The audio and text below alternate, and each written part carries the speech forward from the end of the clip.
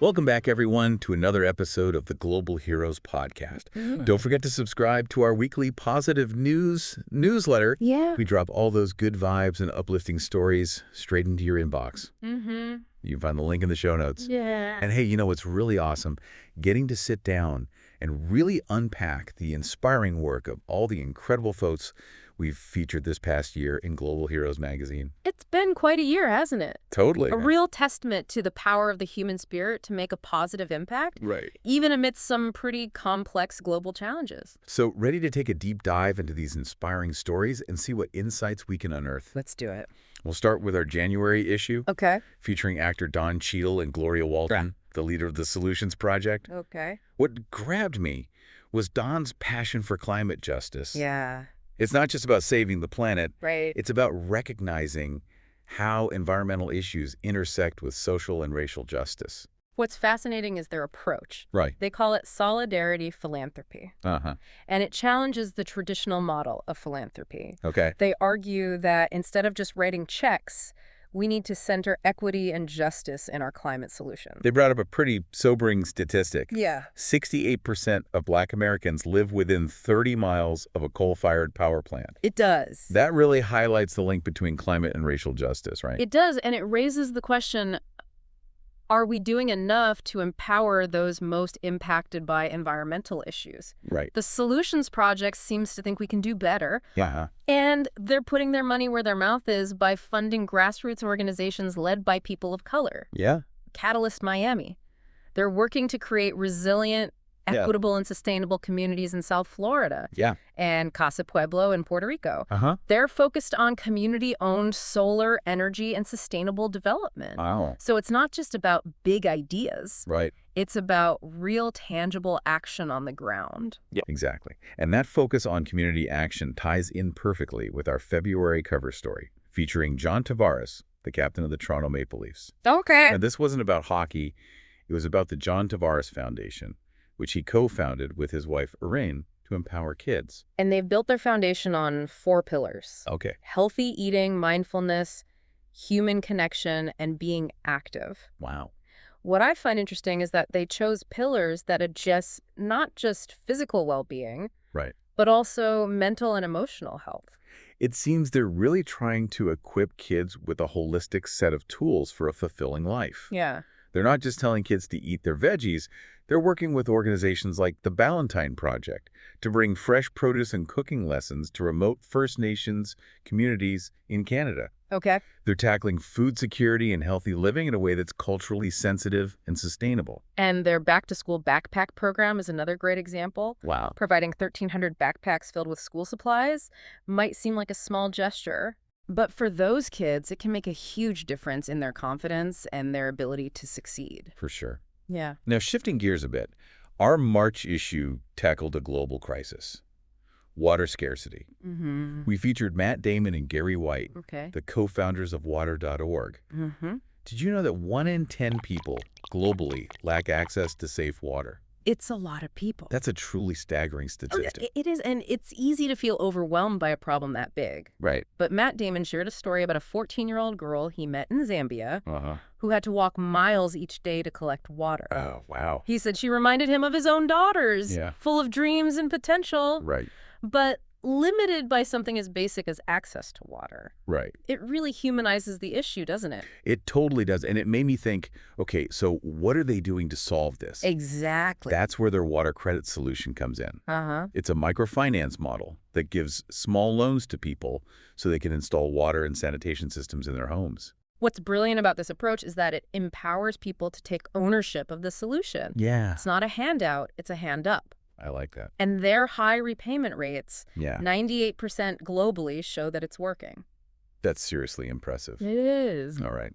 Our April issue moved us from water scarcity to a very different kind of crisis, Right. human trafficking. Mm-hmm. We spoke with Mira Sorvino, Uh-huh. a UN Goodwill ambassador who's dedicated to combating this global issue. Her work sheds light on a problem that often operates in the shadows. Right. Human trafficking isn't just a faraway problem. It's Right. happening right here in our own communities. I was particularly struck by how Mira was personally affected by filming CNN's Freedom Project every day in Cambodia. Oh, wow. She witnessed the brutal realities of human trafficking firsthand Yeah. and saw how it devastates individuals, Right. families, and entire communities. And despite the darkness of the issue, Yeah. she also emphasized the resilience of survivors. She shared a story about a young woman in Mexico Oh, wow. who, despite being a survivor of trafficking, was studying to become a prosecutor. Wow. She wanted to fight for justice for others who had experienced what she went through.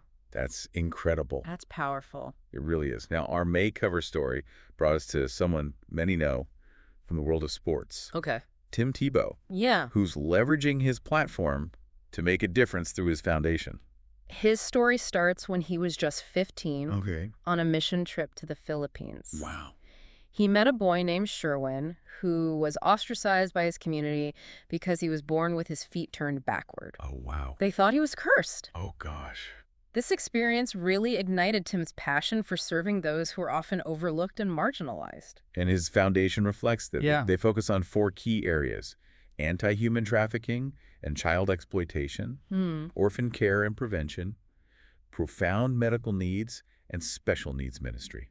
What's striking is how they're not just providing basic necessities. They're also tackling the root causes of these issues. Right. Their Unknown campaign, for instance, is focused on raising awareness about child sexual exploitation Yeah. and working with law enforcement to protect vulnerable children. It's a reminder that these issues are complex Yeah, and require a multifaceted approach. for sure.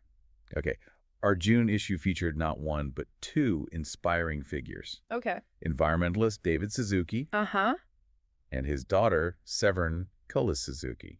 Yeah, they've both been vocal advocates for environmental protection for decades. It's interesting to see how David's work has evolved over time. Yeah. His early inspiration came from Rachel Carson's book Silent Spring, Oh, yeah. which exposed the dangers of pesticides. He Mhm. realized that environmental issues weren't isolated problems. Right. They were interconnected and impacted all living things. And his daughter Severn has really picked up that mantle. She's been an activist since she was a child, Right. even giving a powerful speech at the UN Earth Summit at age 12.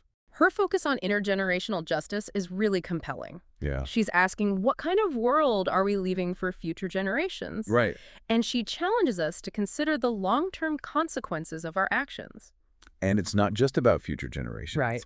She also emphasizes the importance of incorporating indigenous knowledge into environmental solutions. Yeah.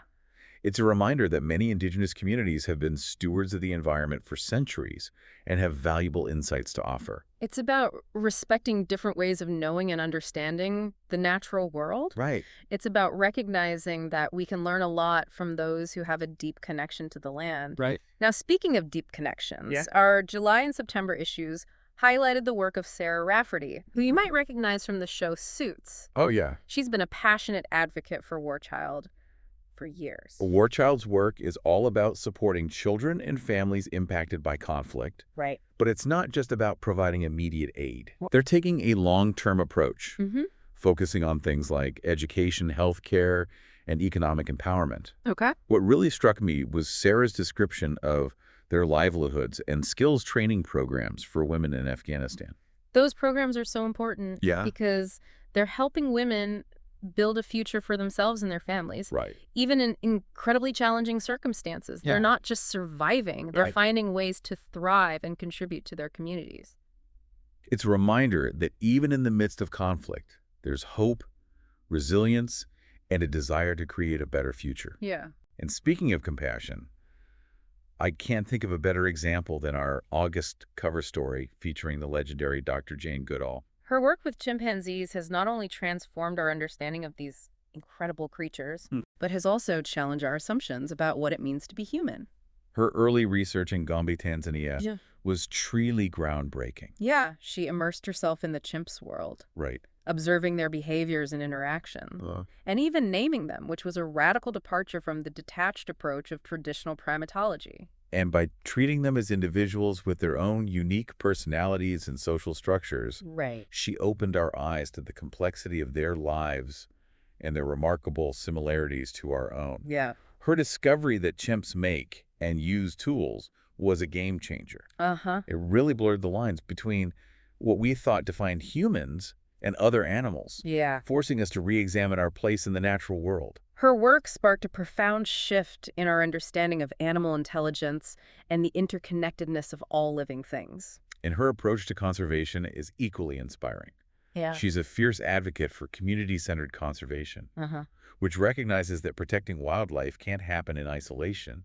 Right, we need to involve and support local communities, Right. respecting their knowledge and traditions, Uh-huh. and ensuring that conservation efforts benefit both people and the environment. The Jane Goodall Institute, which she founded, is putting those principles into action in over 30 countries around the world. Wow. They're working with indigenous communities in Canada to establish indigenous protected and conserved areas, Uh-huh. and they're running the Chimpanzee Rehabilitation Center in Africa, Okay. which provides a safe haven for orphaned and rescued chimps. It's a reminder that conservation is not just about protecting species. Right. It's about protecting ecosystems, cultures, and the delicate balance of life on Earth. Our October cover story shifted our focus to another global issue that deeply impacts children: Okay. poverty. We spoke with actress Cobie Smulders, Uh-huh. a dedicated ambassador for Save the Children. What resonated with me about Cobie's work was her emphasis on early childhood education. Yeah. She understands that those early years are crucial for a child's development, Right? and that investing in early education can have a ripple effect throughout their lives. She also spoke passionately about their Girls in Crisis campaign, Right. which tackles the unique challenges girls face in conflict zones. Okay. We're talking about things like forced marriage, gender-based violence, and limited access to education. It's heartbreaking to think about the obstacles these girls face, Yeah, but it's also inspiring to see organizations like Save the Children working tirelessly to protect their rights and empower them to reach their full potential. definitely. Now, our November issue introduced us to Theo James, Okay. the newest UNHCR Goodwill Ambassador. Uh-huh.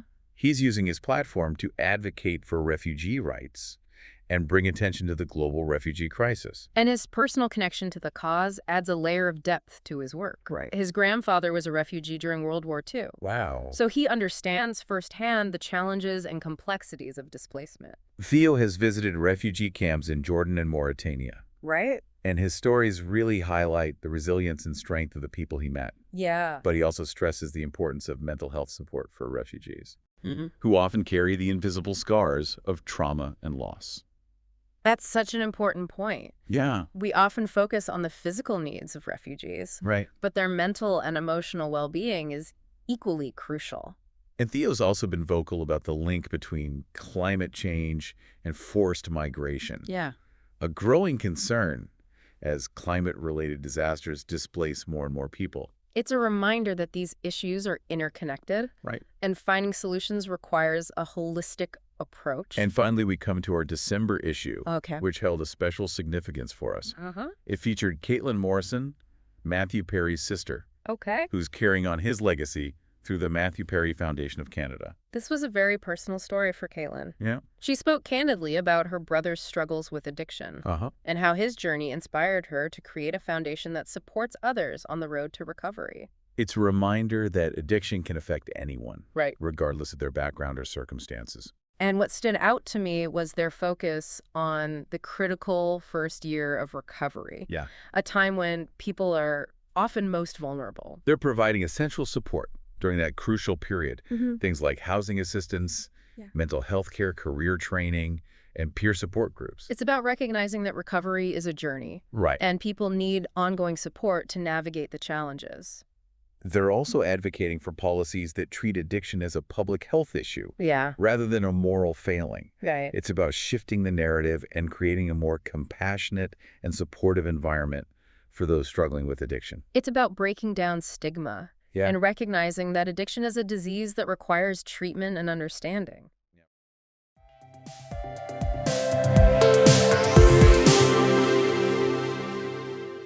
Wow, what a journey it's been. We've explored such a wide range of issues and met some truly remarkable individuals. It's inspiring to see how each of these global heroes is using their platform, their passion, and their unique skills to create positive change in the world. They're tackling everything from climate change and poverty to human trafficking and addiction, proving that there are countless ways to make a difference. And they're not just talking about it.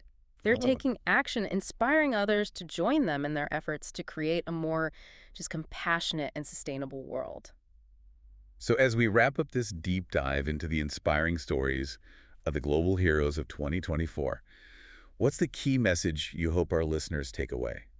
I hope they feel empowered to find their own way to make a difference. Right. It doesn't have to be grand gestures or sweeping changes. Yeah, Even small acts of kindness, compassion, and courage can create a ripple effect. absolutely. Whether it's volunteering in your community, supporting a cause you care about, or simply speaking up for what you believe in, each of us has the power to make a positive impact. We can all be global heroes in our own way. Well said.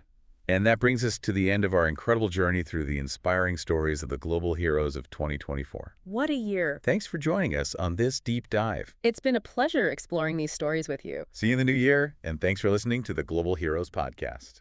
Don't forget to follow us on social media and stream It's a Beautiful World on Prime Video. Until next time, keep shining your light.